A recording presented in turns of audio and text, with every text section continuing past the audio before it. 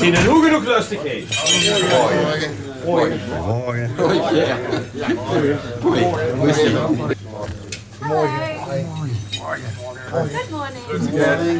Goedemorgen. Prima. Prima. Zenuwachtig. Ja. Ja. Goedemorgen. Dames en heren, goed lustigheid. Meneer de Jeugd, we zien hier een speciaal aandacht te geven aan de Maastrichtenheer die in de ogen van de tempeliers de Gent heel speciaal gaat verdelen. En om dat duidelijk te maken wil ik heren een stukje voorlezen, een laudatio geven voor de heer de Jeugd. De rijke historie van ons schoenstad Maastricht telt veel verhalen die tot ons zijn gekomen. Zowel uit oude verhalen, maar ook door het geschreven woord, dat soms wordt gelardeerd met schoentekeningen of schilderingen. Hierdoor hebben we kennis kunnen nemen van wie ons voorouders hebben geleefd in en gebouwd hebben aan Maastricht, op wat voor gebied dan ook. Gedreven en getalenteerde personen hebben daar een zeer bepalende rol in gespeeld, zoals dat ook in Aanderstegen werden. Zij hebben een steun verlaagd in de ontwikkeling van hun stad. Vandaag zien we hij bijeen om zo'n gedreven en getalenteerde Maastrichtenaar te eren, de heer André Rieu. Via degene van zijn ouders, alleen dat woord dat kost men in deze tijd nog niet, zien de voorleefde voor muziek en de talenten om die muziek te spelen aan hem in aanleg metgegeven. Tot de Maastrichter geest wiet boete Maastricht straalt, bleek wel uit het feit dat zijn pa en zijn ma vlak voor hun geboorte naar Maastricht zijn verhuisd. Kort daarna zag André in 1949 in deze stad het levenslicht. Papa zorgde ervoor dat hij viool kon leren spelen. Aanvullend hij aan was de vanzelfsprekende aanwezigheid van klassieke muziek in de opvoeding van André en zijn broers en zusters. Jongens papa, Rieu, was een gedreven en getalenteerde muzikus. Na de middelbare school ging André zich helemaal richten op het bespelen van de viool en kreeg daarbij les van diverse coryfeeën, onderweg bijvoorbeeld Herman Krebbers. 1978, we maken al meteen een flinke sprong. 1978 was het geboortejaar van het Maastrichts Salonorkest. Ze trooien op in Maastricht, gaat later ook in Aanderstee in Nederland, bij ons Oosterburen en daarna lag de wereld voor hun open. Wat zeker niet onvermeld mag blijven, zijn de gratis concerts in de bejaardentehuizen. En wie rappeleert zich niet de wereldberoemde Hearing Beat concerts in de Staar, een gouden scheut in de Roes. Tijdens de vastelavondsconcerten van het Limburg Symfonieorkest wist hier het publiek te verrassen met allerlei echte muzikale vastelavondsconfetti, zoals onder andere het spelen op een zeeg. In 1987 wordt het Johann Strauss Orkest gevormd.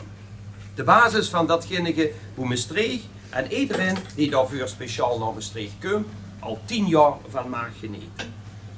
Niet alleen die heerlijke confetti, niet alleen die heerlijke en grandioze friedhofconcerten, maar ook de magnifieke internationale reclame voor uw stad en de expansie in de groei van het aantal toeristen zien aan André Rieu toe te schrijven.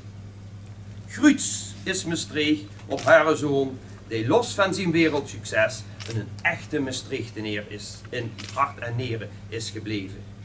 De Maastrichter geest terug hier in zijn hart met, hoe heer gaat of steekt.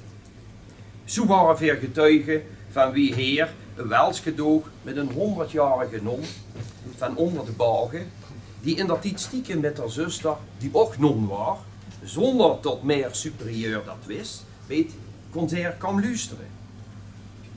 Gruts is Maastricht op haar zoon, die bij al deze concerts zijn gasten op een zeer vakkundige, intense en enthousiaste wijze op hemelse muziek trakteert. En daarbij ook oog heeft voor allerlei visuele details. André Rieu, een Maastrichtenaar, die met zijn talent zijn orkestleden enorm weet te inspireren en daardoor zoveel lui op onze wereld gelukzalige momenten liet beleven. De Tempeliers zien gruts dat zij André Rieu mag eren voor al wat Heer heeft gedaan voor de stad Maastricht en de vastelavond. Uw devies is plezier en chariteit. En Heer André heeft in de afgelopen jaren daar uw deel aan bijgedragen. Voor honderdduizenden lui overal ter wereld, maar ook voor de Tempeliers en de Maastrichter vastelavond. En om uiting te geven aan ons respect voor uw grote verdiensten, zou ik dan nu de secretaris-generaal willen vragen om de bijbehorende oorkonde voor te lezen. Nico. Oorkonde.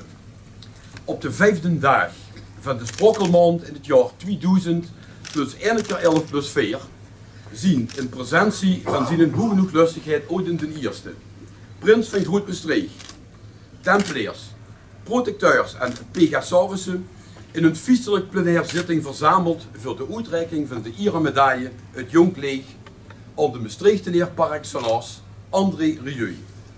Met de toekenning van deze eremedaille betoont de stadsvastelavondsorganisatie de Tempeliers haar grote achting voor de grandeur hoe met de maestro al jaar en dag zijn liefde voor de muziek en zijn vaarstad op een begeisterende manier overal ter wereld manifesteert.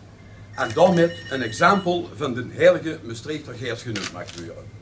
Maastricht, de 5e februari van het jaar 2000, plus 1 keer 11 plus 4, hangt de jong president Tempelier, Odin den Eerste, prins van Groot-Maastricht en Marcel Franse, Gretser.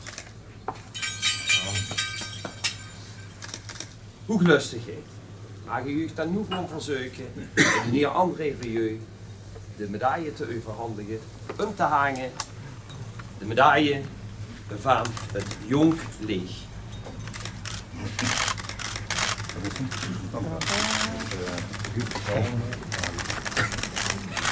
Is dat echt hoor?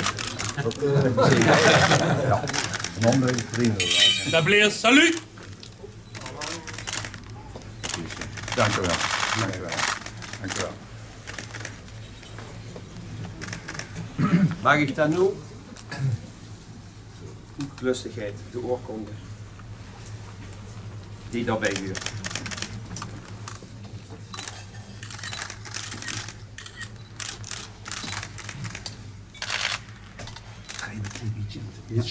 Heren, willen voor u bedanken voor het feit dat we toch even aanwezig kosten zien, zodat de hoeglustigheid namens de Tempeliers de eer die veergeren aan u willen geven, kosten volbrengen. En daarmee zou ik willen uitroepen, lang leven stadsprins Odin den Eerste en lang leven André Rieu. Hiep hiep hiep! Hiep hiep hiep!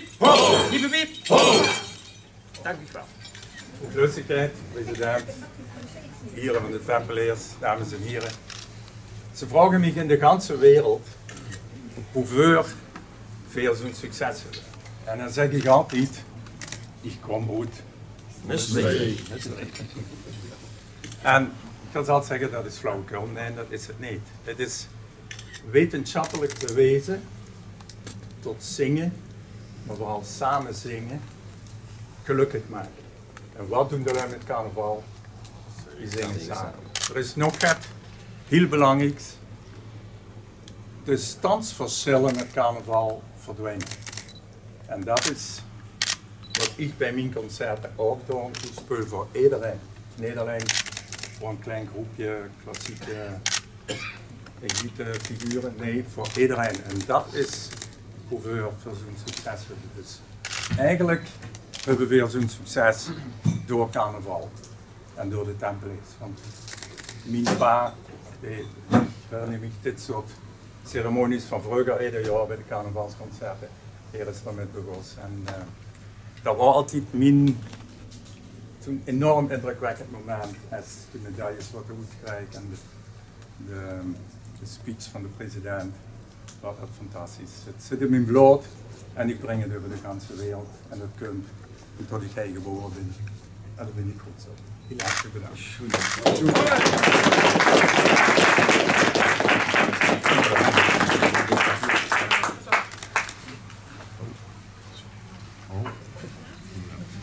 Champagne zonder alcohol, want verspeuren we nog.